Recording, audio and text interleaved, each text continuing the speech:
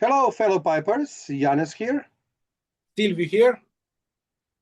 and welcome to our 20-minute pipe show on this Willkommen. Willkommen on this very nice and warm, hot Saturday. What are you smoking, Silvio? I'm smoking some Bosun cut plug in this Kaviki pipe. Kaviki Cavalier-shaped pipe. Yeah, it has some amazing grain, but you won't be able to see. It has the logo, which I just found out. It's a moon and the sun. It's an eclipse. So this is an Italian artisan that makes pipes from the 70s. And the pipe really sits very cool. When you see it sitting, it's like it's floating. So it's a very cool pipe. Not an everyday pipe, but I have the box also with everything inside. The sock and the sock, yeah. It's a very cool piece for the collection, not something to use every day, but it's pretty cool. So I'm smoking some Bossum cut plug. What are you smoking? I'm smoking this Faun Shine Line. I think it's 109 with the metal rim, and in it I have some Amphora Kentucky. It's the first morning pipe or the pipe of the day, so I usually smoke this tobacco. So yeah, if maybe I can explain a bit for those who don't know what the Cavalier pipe is. Okay, it was made specially to be smoked while riding a horse. Of course, not with full speed, but gallop. I don't know how it's called. Why not? So it's made like this to keep it like this, and this part usually sits on your chest. This is a reinterpretation. Usually it's longer, and you keep it between your teeth.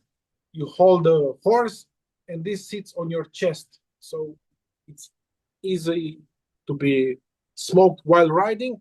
And when and another type of this pipe, this is a Soran, another crazy piece. How the see a Soran Raftberg with the elephant foot.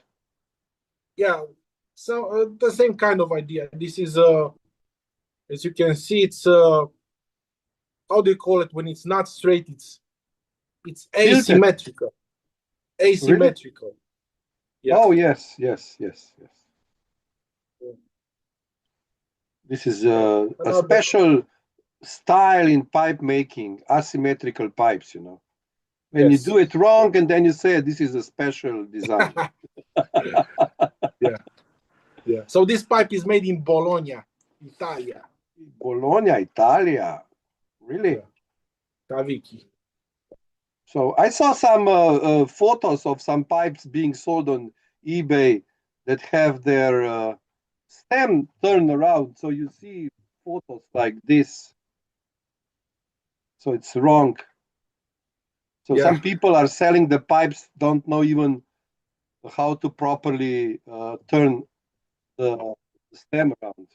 Or those are usually my favorite kind of sellers. They don't know anything about pipes. So you can get a better price when you see those pipes like this.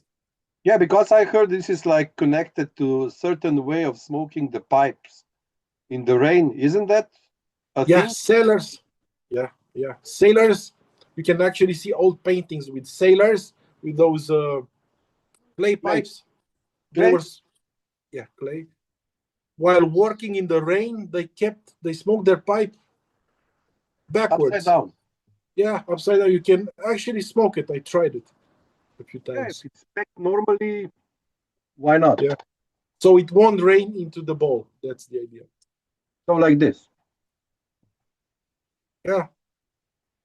I mean, some ashes will always fall out, but the tobacco, no. Okay.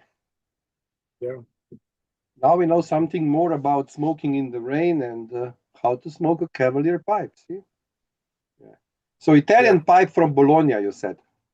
Yeah, I know you are going to Italy. Yes, I'm going to Rome next month. Just a La short, città eterna, la città eterna. just for a short trip, and I already found the shop that I will visit, the Novelli shop in the city center. Yeah. We will see. Maybe I will get some tobacco, Italian domestic tobacco, which is usually not so. It's not sold so much outside Italy. I think their best known product are Toscano cigars, if you ask me.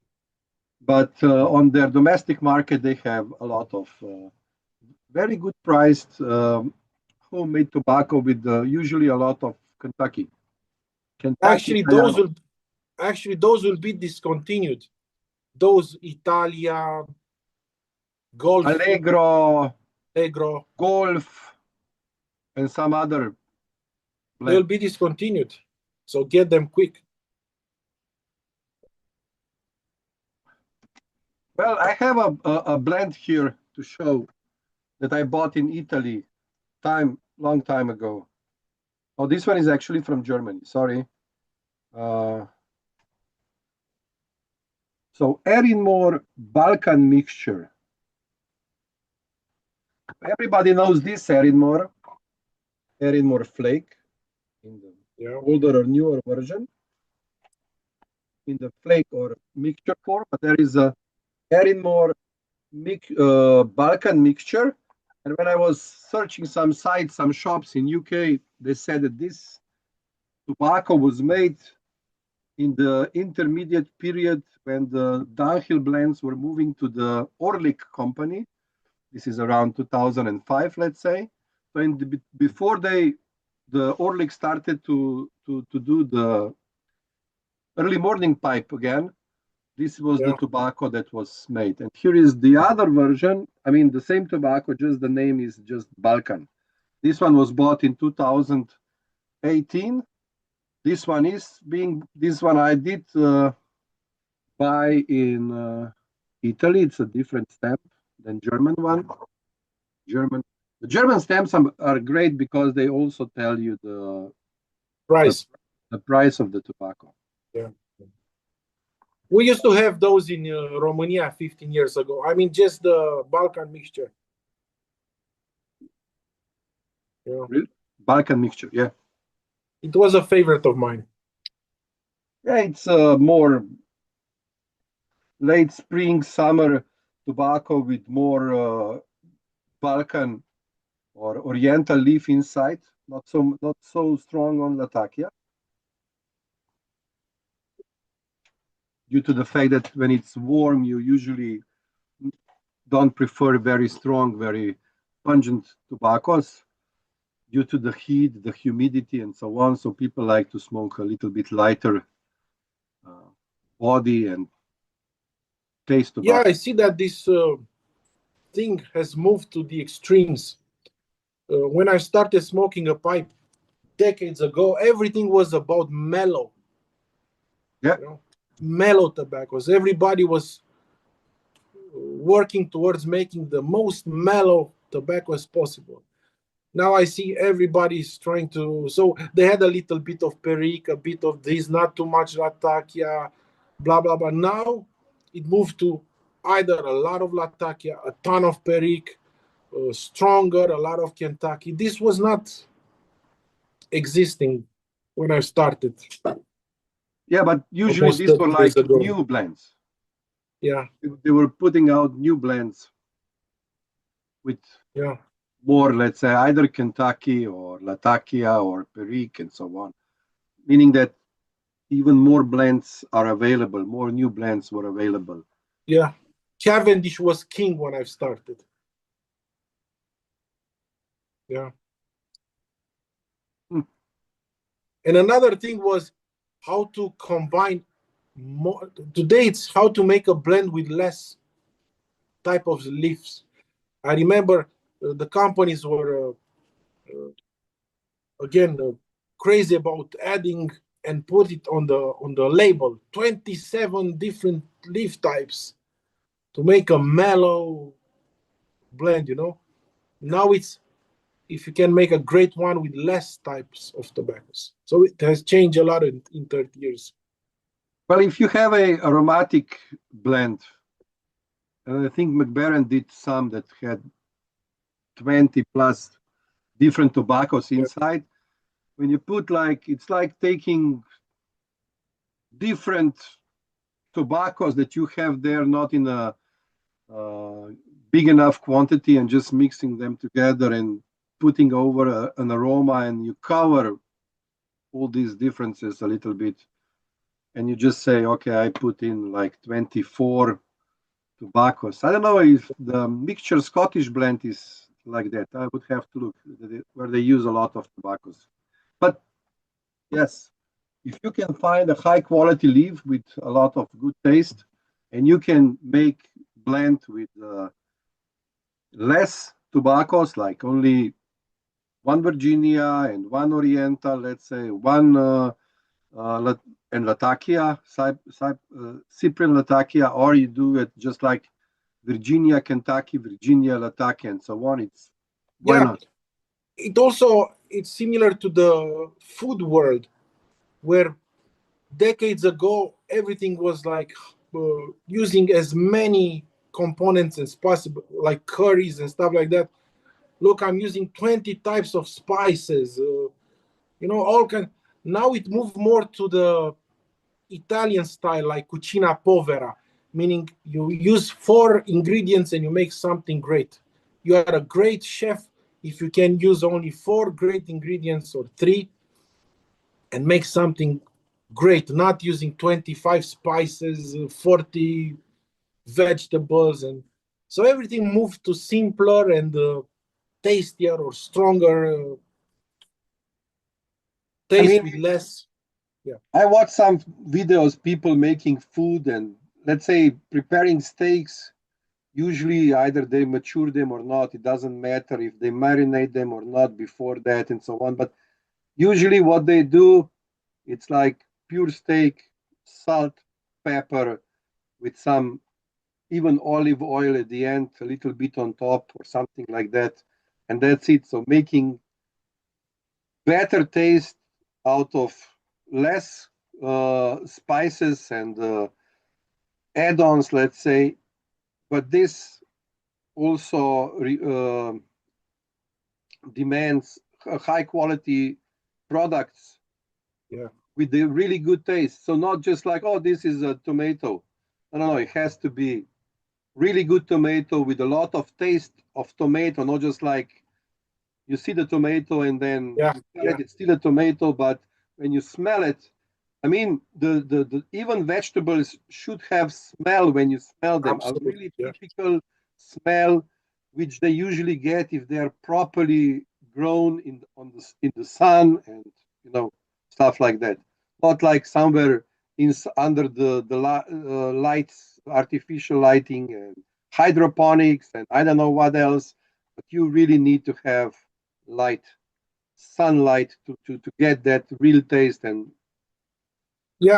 they were looking for instead of looking for a great product like tomatoes, they say that the best tomatoes in the world, they are in Napoli, in the volcanic ashes, the how do you call it, the base of the Vesuvio, and stuff like that. So people walked away from it was meat, tomato, it was not matter because you will cover everything in tons of spices. So spices were the main thing.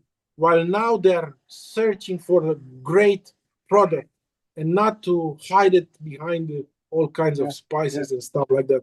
So it moved to simpler cuisine and better products and more natural way of cooking, in the fire with the, I don't know how is that called. Yeah, I understand what you're saying. Yeah. So you actually have a pan where you put stuff on, and then you have a bigger one that you cover everything and put the charcoal on the top. It's like a Dutch oven stuff. So it's not cooking with gas. They moved again backwards into the more ancient times and discover that actually how you cook something with what type of fire, let's say, influences the end result product. Yes, and by not covering the taste of the meat and vegetables with all those spices actually demands high quality products to be used to you, so you actually taste the meat and the vegetables as they are, not so much all the other spices that are there. And I don't know. For me, less in this case is more. Yeah. Even if you do the fish, you just do it. You salt it, and that's it.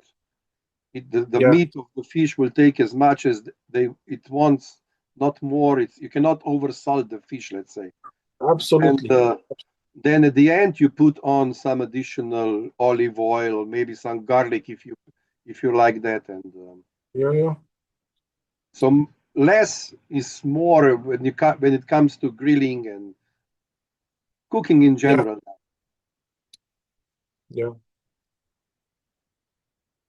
So see, everything goes together. The taste of humans in pipe, it's the same in even in whiskeys and the spirits, simpler, more let's say great malt and not too much blending and stuff like that. Everything moved towards simpler and better better ingredients. Materials. Better ingredients. Let's say if we're talking about the what is the locally sourced barley, let's say, for whiskey, and then very high quality barrels for maturing the whiskey. It's not like let's do the 7,000 different whiskeys and sell it. Yeah. So I remember buying tobaccos. I was looking at the description, let's say, and it had like 5 things was not good. But I was reading, it has chocolate, pistachio, I don't know, whiskey, cherries, a lot of stuff. To me and to everybody, I guess, was better. So more stuff it had, we thought it was better. And now we understood that less stuff and better raw material, it's actually better. Mm-hmm.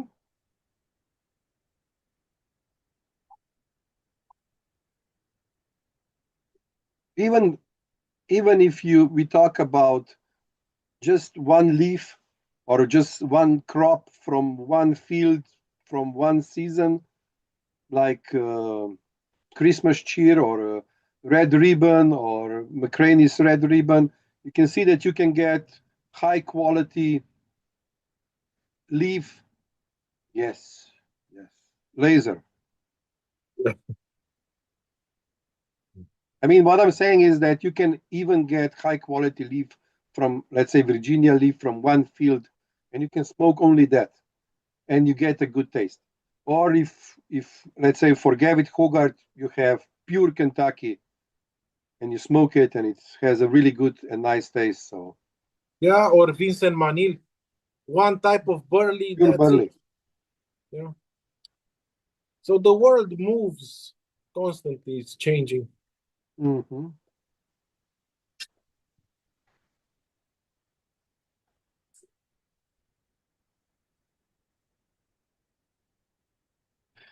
Yeah, it's good that I have lunch soon because this discussion about preparing food made me hungry. Yeah, but it's not. I cooked yesterday a lentil and chickpeas stew, and in the oven I made some pork, roasted pork with big carrots and how do you call it? Potatoes, but they are. I peeled them, but I left them whole, not cut them in pieces, and they got golden and beautiful. So I'm also in favor of just putting something in the pan or whatever, or certain pot, clay pot even, put it in the oven, put it on the right temperature and just cooking it without any disturbance and adding 7,000 different spices. Yeah, Just rustic cooking. Yeah. When you leave a potato or a carrot whole, when you cut it, it's so much creamier and buttery than if you cut them in small pieces. And it gets too much moisture, let's say. mhm, So, yeah. yeah. And there is also a difference when I will go to the to my for my summer holidays and I will be grilling some fish. I try to buy those fish that is not bred artificially, Yeah. you know, Yeah. but it's being caught by fishermen going out in the middle of the night, throwing nets, and then so there Yeah. are certain species of the fish they are not breeding. So if you see them, I go for those because I know they are like wild fish. They're not like fish that are bred somewhere, uh, being fed with I don't know what food and so on. So it has to be a more natural thing. Yeah. Rather, yeah. We are turning into a cooking channel here. So, anything else, Silvio? I guess that's it. That's it. So you know how to smoke in the rain now, Yeah. of course. If you can find this tobacco, maybe you can try it. I know that it was sold in Italy. I don't know if it's sold now. Maybe it's in pouches or whatever now. But it was made for Italian market in the past. Also, it was sold in Switzerland and I think in UK. Something to try maybe if you can get your hands on a tin or a pouch. But I don't know how we are going to do it. Maybe on Friday we can do another show before I leave, and then maybe I'll make a video or what else during my Yeah. stay at the seaside. Okay, this will be it, Okay. our friends. I hope you enjoyed the show, and until we meet again, I wish you all a lot of pleasant smokes.